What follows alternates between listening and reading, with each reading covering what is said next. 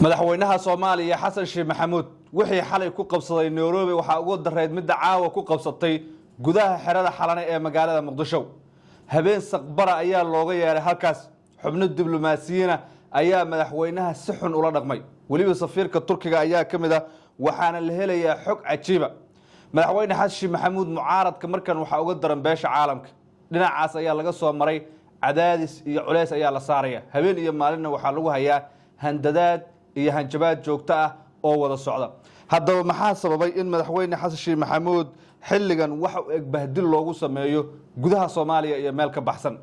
shalay waxay ahayd magaalo ka tirsan dalka Kenya oo madaxweynuhu si weyn qabkiisa Soomaalinimadiisa iyo qiimkiisa loogu dhaawacay caawana gudaha dalkiisa xalane ayaa mar kale si bahdilan markaas loogu dhaqmay haddaba waayo cidda falkan ka dambeysay waan ku haya sidoo kale faahfaahin dheeri ayaa laga helayaa fiidnimadii caawa dagaal culus oo ka qarxay magaalada Garowe ee caasimadda gobolka Nugaal dagaalkan waayo cidda u dhaxeeyay wararkaas oo dhan ayaan soo koobaya saaxiib soo dhawow hadii aad nagu cusub tahay ku soo biir channelka oo subscribe soo dheh muuqaalka like saar saaxiibada u sii share gareey waa maasantahay waxaan ku bilaabayaa madaxweynaha waqtigiisu dhamaaday ee Soomaaliya Xasan Sheikh Maxamuud ayaa lagu bahdilay gudaha markaasi xayndaabka xalane ee magaalada Muqdisho halkaas waxa uga yeeray diblomaasiyiin sida la sheegay oo uu madaxweynuhu kulan ah qorshuhu ahaa in la qaato laakiin fadhiga ayaa looga istaagay si waliba qaab daran oo ka baxsan anshaxa diblomaasiyadda iyo habdhaqanka madaxda loola dhaqmo ayaa loola dhaqmo baa la yiri su'aalo qalafsan oo qaab daran oo aan ku haboonayn in madaxweyne ummadan oo 20 milyan ka badan matalaya la weydiiyana waa la weydiiyay maxaad ku diiday inaad wareejiso doorashada maxaad u weeraraysaa madaxdii talada sida nabadda ah kugu wareejisay maxaad u boobtay doorashadii wadanka maxay tahay sababta firaaq dastuuriga aad wadanka u gelinayso iyo su'aalo kale oo 5 ilaa 6 gaaraya ayaa la weydiiyay madaxweyne Xasan Sheikh Maxamuud dhamaantood waxay u muuqdeen su'aalo personal attack wax la yiraahdo oo lagu sameeyay madaxweynaha si shakhsi ah inay u weerarayeen ay u muuqato xitaa mucaaradka qaarkood kuma dhiiradaan baa la yiri Xasan Sheikh inay su'aalahaas weydiiyaan oo way u qoslaan laakiin wiilal 40 jir ah oo maqaar cad oo dibadda noogu yimid oo madaxda Soomaalida ay ka baqaanba ayaa wixii ay doonaan weydiinaya madaxda dawladda sidaas oo ay tahayna hoos ay madaxa aadinaya isagoo cimrigiisa 70 ku darya ayuu canug yaro dhaban xeera oo 30 jir oo reer galbeeda madaxa hoos u aadinaya waana cabsida iyo sidoo kale walwalka laga qabo madaxda reer galbeedka oo aad moodaba in Soomaaliya ay tahay gobol dalalkooda kamid ah madaxweynaha waxa la sheegay marka inuu ka meermeeray ka jawaabista su'aalahaas wuxuu ku faanay baa la yiri doorasho qof iyo coda inuu ka hirgeliyo Soomaaliya ku dhawaad 60 sano qodobo kale oo wax u egmaala yacni ayuu ku dooday baa la yiri waxay noqotaba kulankaasi wuxuu ku soo dhamaaday fashil madaxweynahana waa lagu bahdilay sida ay xogtu leedahay ma aha markii ugu horeysay asaan oo kale ay dhacdo habeennimadii xalay magaalada Nairobi la yiraahdo ee ka tirsan dalka Kenya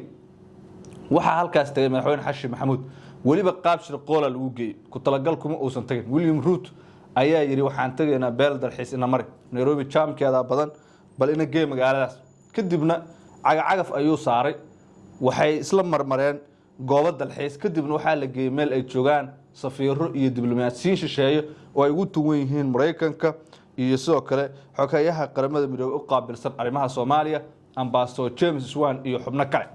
si bahdilaada ayaa halkaas loola dhaqmay madaxweyne Xasan Sheikh Maxamuud waana ka warqabtaan Nairobi wixii ku raacay madaxweynaha Muqdishona safiirkii Turkiga ee dhawaan la soo magacaabay iyo xubno kale ayaa sidaas ugu bahdilay Xasan Sheikh Maxamuud magaalada Muqdisho ee caasimadda Soomaaliya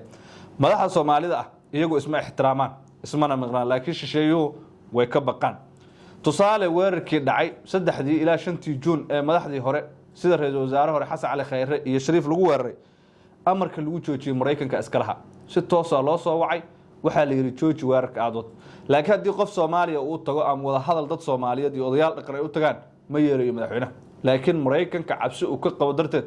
xanibaad xayiraad dhaqaale iyo wax kasta ayuu markaas u joojinaya madaxda Soomaalida ahna waxaad moodaa in aad uga baqaan reer galbeedka aragtida noo reebo ma haasatahay geeska kale ciidanka tirsan birmadka booliiska Puntland iyo ciidamo uu watay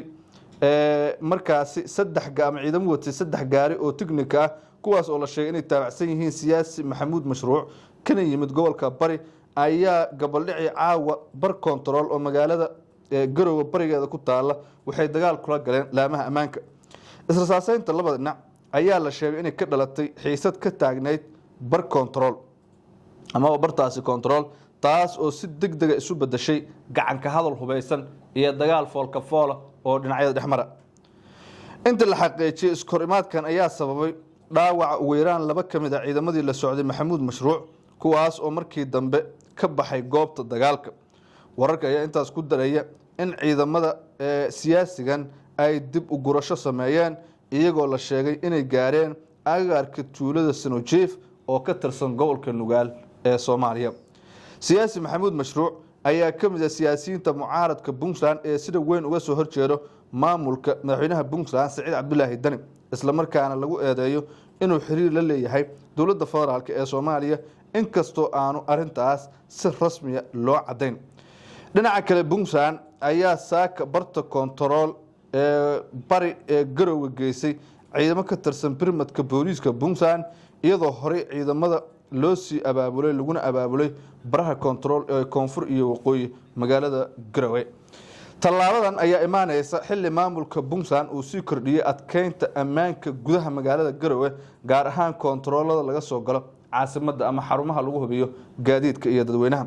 golaha wasiirada Puntland ayaa toddobaadkii hore ku amray hay'adaha ammaanka in ay gobolada Puntland isaga gudbi karin ciidamo ka amar qaata dowladda federaalka ee Soomaaliya amarkaas oo sii kordhiyay xiisadda siyaasadeed ee u dhaxaysa labada dhinac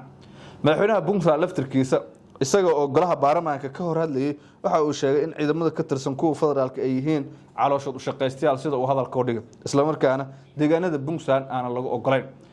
guutada ama ciidanka qaybta kontoni afraad ee militariga Soomaaliya ee loo magacaabay ninka lagu magacaabo Jimcaale Jaamac Takar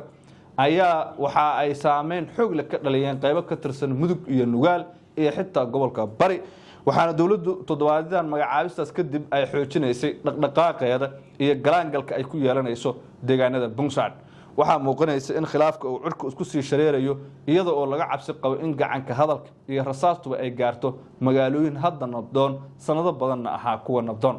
arrimahan oo dhan ayaa salka ku haya khilaafka u dhaxeeya federaaliga iyo maamulka Puntland si gaar ah madaxweyne Saciid Cabdullaahi Dani iyo madaxweynaha waqtigiisu dhamaaday ee Soomaaliya Xasan Sheekh Maxamuud khilaafidaas ayaana dhinacyada markaasi si